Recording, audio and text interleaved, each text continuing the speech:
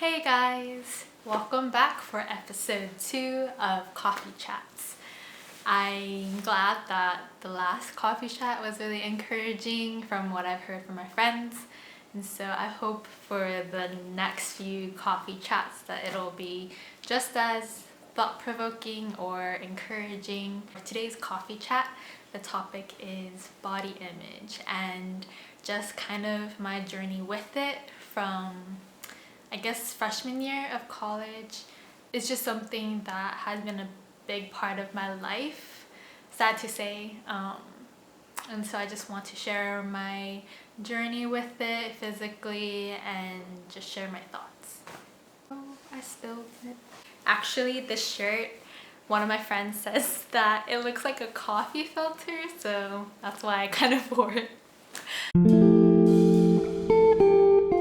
I don't really know how to go about this topic, so I hope you bear with me. Hopefully it's not too chaotic and unorganized. And also, I realized after I filmed that I say like a lot and or yeah, so gotta work on that.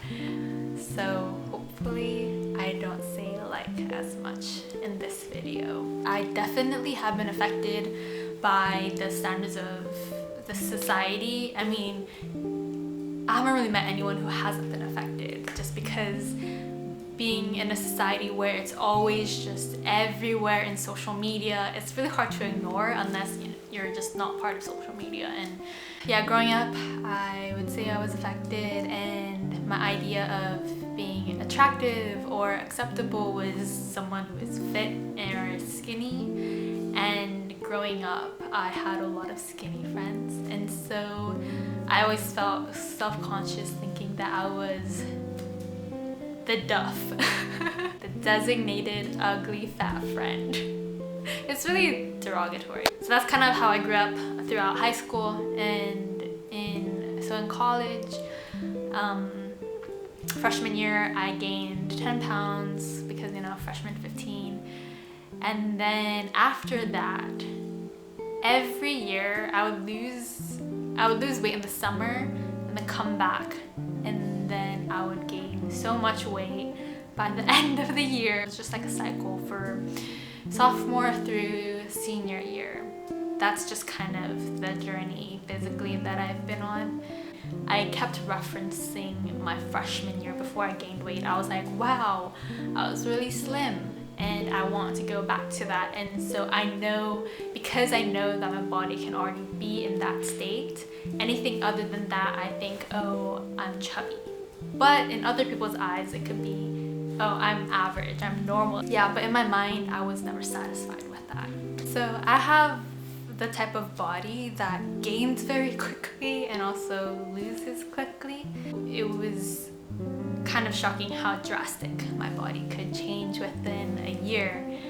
Thankfully, throughout the past years, I never struggled with anorexia or bulimia, and I never really took these things into extremes and that I became obsessive over it. Definitely there have been times when I really watched what I ate and I limited the amount that I ate, but I never went to that extreme. And so I'm very thankful to God that He kept me from that, because I know that would have been a really hard journey to come back from. Throughout the past years, those who have been with me know, but I would try different diets like paleo diet, and the past year or so I started intermittent fasting. Especially coming back from college, my mom always tells me to eat and I'm just like, nah mom, I'm not hungry. But then she's always like, you need breakfast. She keeps pushing me to eat. It was in sophomore year, spring semester, that I struggled with binge eating disorder. I didn't go to a doctor, so it hasn't been diagnosed, but some people might totally disregard this, but I like looked on the internet and I looked it up after I learned that it was a thing, and basically every single symptom I like checked off. And so I never wanted to put a label on it because I don't want to say, yeah, I had this binge eating disorder, but I can't really deny either that that's exactly what I went through sophomore year. So take it as you will.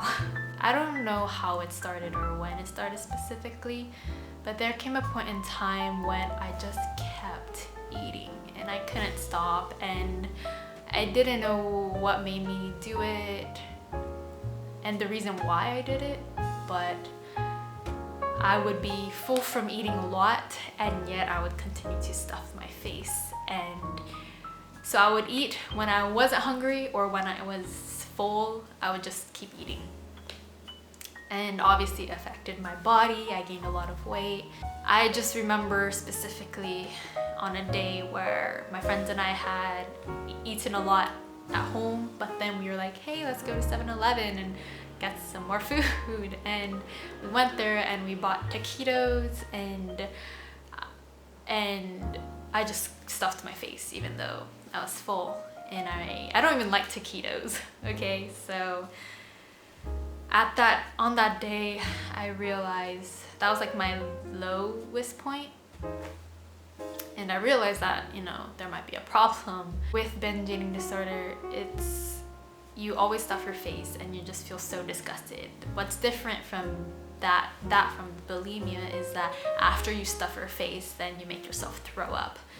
But with me, I just kept eating and I felt so disgusted with myself, so disappointed. I was like, Jane, why are you doing this? Like, you're not hungry. It's not nutritious food. Like, I would stuff my face with like very unhealthy food. And I was so sick of myself, to be honest. And there were moments that I did want to throw up, but I never went through with it, thankfully. For binge eating disorder, it can be very short or it can last several years. For me, thankfully, I got out of it by the grace of God. And so that's just something I've dealt with in the past. Now with my thoughts, that's something that I'm still struggling with. I mean, it's good to want to achieve this healthy body, but should not become an obsession. And how you go about it is very important, that you're not starving yourself or overly exercising.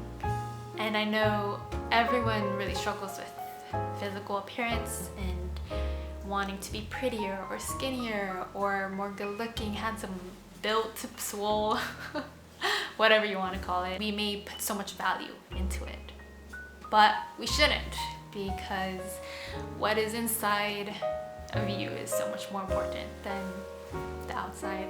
And I'm not making this video saying because I have reached a point where nothing matters. It doesn't matter at all to me. It's something I battle with every day. But I wanted to encourage you guys to really be honest with yourself and honest with other people too. If you're dealing with any eating disorder, with any mental disorder, whether it's like binge eating or anorexia or bulimia or body dysmorphia, anything like that regarding your looks, something that can become very detrimental to not just your body, but with your mind and your heart, your spirit. And so I want to encourage you guys to be open and honest about it, to ask others for help if you need it, to share with your closest friends what you're going through. When I was going through that time in sophomore year, I don't think I told anyone. Maybe I did, but I didn't really reach out with the effort like, hey, please stop me or please help me. I didn't really rely on anyone during that time. Even if you don't necessarily have a disorder, it would be good to talk to your friend about it. Be like, hey, I'm I keep struggling with how I look, how others perceive me. As I've been struggling with my thoughts, God always has to wake me up and remind me, hey Jane, why do you care so much about how you look? And it really, every time it convicts me, because it means I've been caring about more of what man has been saying, humans, compared to what God has been saying and what God is teaching me and the truths that He always reminds me of.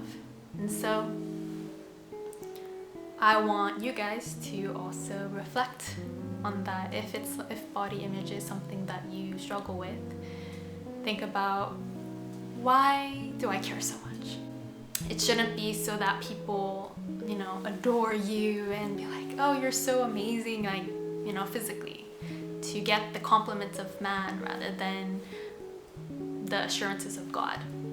So that's something that not only me, but all of you guys should consider and meditate on, reflect on.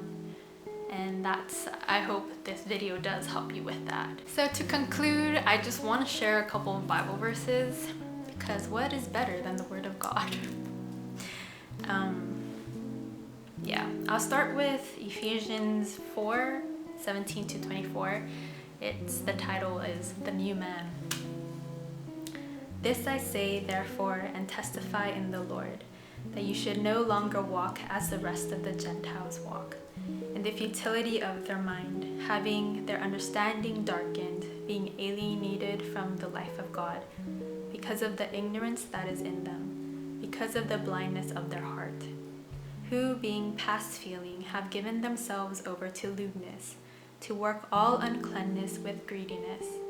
But you have not so learned Christ, if indeed you have heard him and have been taught by him, as the truth is in Jesus, that you put off concerning your former conduct the old man which grows corrupt according to the deceitful lusts, and be renewed in the spirit of your mind, and that you put on the new man which was created according to God in true righteousness and holiness. And so this passage is talking about the difference of the old man and the new man. The whole passage is really good, but what I want to focus on is, and be renewed in the spirit of your mind. That as you put off the old man, being a new man, our mind should constantly be renewed in knowledge of God, because with each renewal, you're changing from the old man to the new man, right? That we shouldn't, if we are Christians, we shouldn't stay in the old, follow the ways of our old selves, but instead to be renewed.